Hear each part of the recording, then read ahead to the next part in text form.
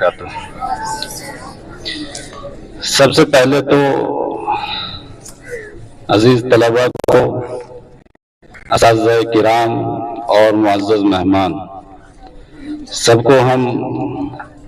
یہ یوم آزادی کی مبارکباد پیش کرتے ہیں۔ پروگرام بہت ہی منظم، بہت ہی بہتر اور طلباء کی بڑی اچھی پیشکش رہی اور اس کے اندر نکھار پیدا ہو اور ہم تمام چیزوں کو سمجھے اور جانیں۔ اسی طریقے سے پروگرام جس مناسبت سے آج یہ منایا جا رہا ہے، یوم آزادی کی مناسبت سے، تو ہم نے اس کی تاریخ بھی سنی مولانا نفیس صاحب کی زبانی، اور آپ نے تاریخ سمجھی، اور مجھے یاد پڑتا ہے کہ حضرت شاہ عبدالعزیز محدث دہلوی رحمۃ اللہ علیہ نے جو دارالحرب ہونے کا فتویٰ دیا تھا، اور جہاں سے ہندوستان کے اندر تمام طبقات اکٹھا ہوئے کہ ہمیں آزادی کے لیے پہل کرنی چاہیے، تو وہ 1802 کا زمانہ ہے۔ 1803 کے بجائے 1802 کا وہ وقت ہے جب انہوں نے ہندوستان کے دارالحرب ہونے کا فتویٰ دیا۔ بہرحال تاریخ تو ہم نے سنی اور اس سے پہلے سنتے بھی رہتے ہیں، وقت اجازت نہیں دے رہا ہے کہ کچھ بات کہی جائے۔ آپ بھی کھڑے ہوئے کسی طریقے سے برداشت کر رہے ہیں، جھیل رہے ہیں، اور اس سے پہلے بھی ہم ایسے پروگراموں میں باتیں سن چکے ہیں اور آئندہ پھر سنیں گے، اور موسم بھی بہت مہربان ہونے والا ہے غالباً۔ تو پروگرام کو بس سمیٹتے ہوئے اتنی بات یاد رکھنی چاہیے کہ یہ ملک عزیز جو رنگا رنگ تہذیب کا ہے، اور اسی طریقے سے یہاں مسلمانوں نے ایک لمبے وقت مسلمانوں نے یہاں اس ملک کے گیسوئے برہم کو سنوارا ہے، اور اس کو کلچر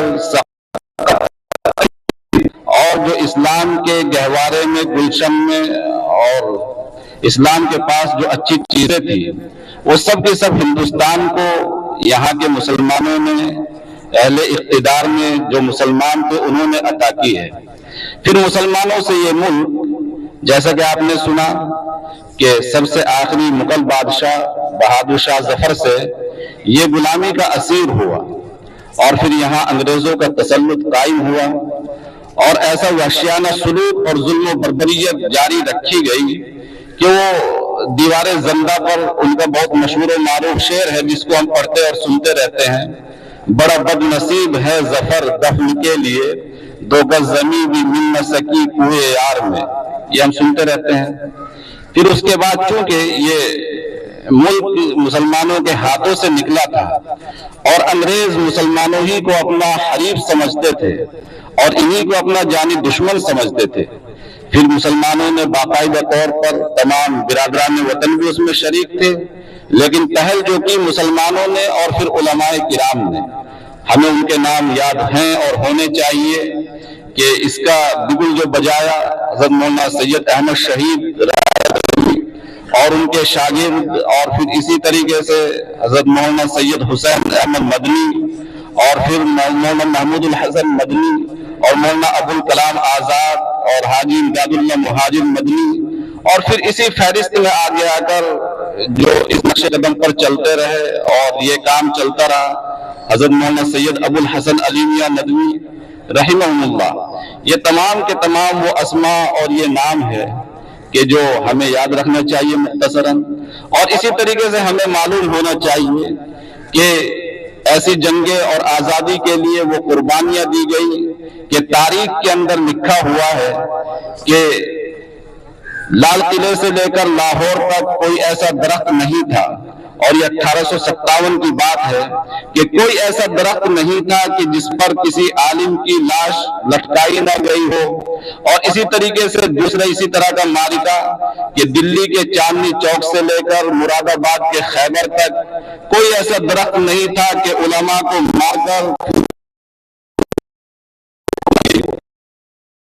کے اندر کے بیک وقت 14,000 علماء کو مارا گیا،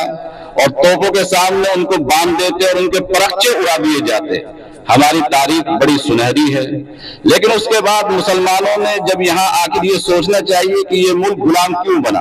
اور مسلمانوں کے ہاتھوں سے گیا جو اہل اقتدار تھے۔ جب مسلمانوں نے وہ دنیا کے کسی خطے میں زندگی گزارتے ہیں، جب انہوں نے غفلت کی زندگی گزاری، نسل و دماغ ان میں داخل ہو گئے، اس کے لیے مسلمان کو بھیجا گیا، اس نے اپنے نسب العین تو آپ تاریخ پڑھیے، آپ بغداد کو پڑھیے اور اسی طرح تاتاری قوم کو پڑھیے اور اسی طریقے سے آپ یورپ سے لے کر اور مڈل ایسٹ تک کی پوری تاریخ آپ پڑھیے تو آپ کو معلوم ہوگا کہ جہاں جہاں یہ غفلت کی اور منمانی زندگی مسلمانوں میں داخل ہوئی تو وہیں مسلمانوں سے اقتدار چھین لیا گیا۔ یہی کچھ صورتحال ہندوستان کے اندر بھی ہوئی اور پھر یہ مسلمان غلام بن گئے اور پورا ملک غلامی میں چلا گیا اور پھر اس کو آزاد کرانے کے لیے بڑی کوششیں اور محنتیں کی گئی ہے۔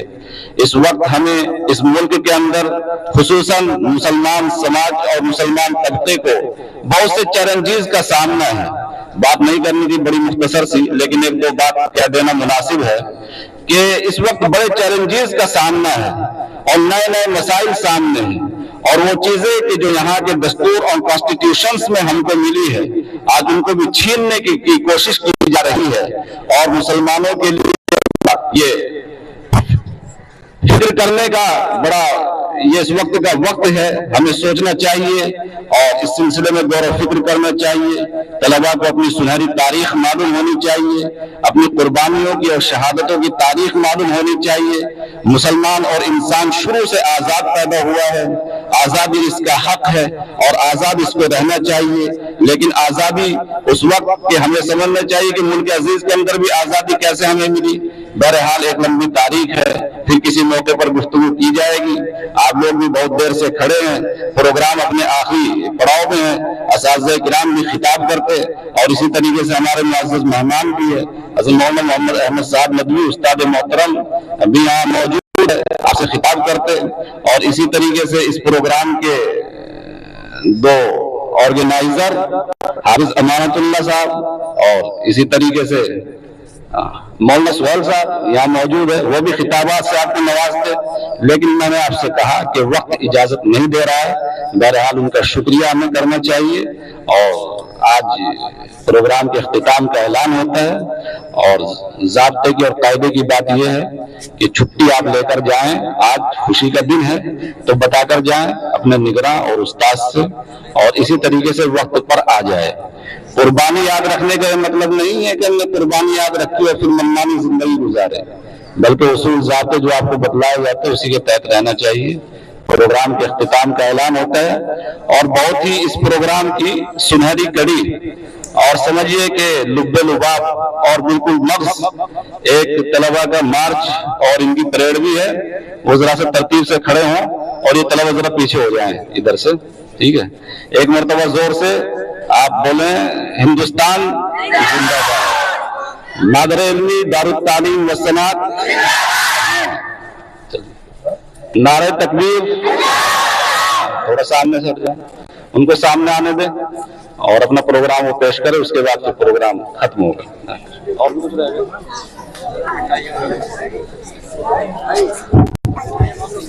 اور بالکل آخری اس پروگرام کی کڑی سمجھیے کہ بہت ہی جاذب قلب مولانا سہیل صاحب اور حافظ امانت اللہ صاحب وہ رکھیے، وہ لائیے مٹھائی سامنے، فوٹو میں تو آئے گی مٹھائی۔